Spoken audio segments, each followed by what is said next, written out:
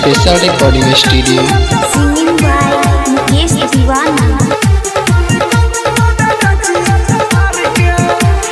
लागल छो बेमारी तोरा प्यार के गे छोड़ी सुन, लागल छो बेमारी तोरा प्यार के, लागल छो बेमारी तोरा प्यार के गे छोड़ी सुन, लागल छो बेमारी तोरा प्यार के।